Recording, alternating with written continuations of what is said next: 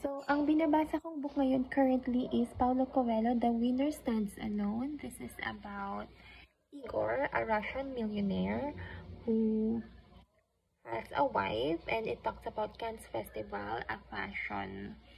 This is all about, it's about fashion as well. So, may asawa siyang fashion designer and ganyan-ganyan. May mga murder, mga ganon. Pero I'm not sure if this is a true to life story. I think this is fiction. Let's see. But this is about Cannes Festival. So, doon naganap yung so, tingnan natin kung fiction or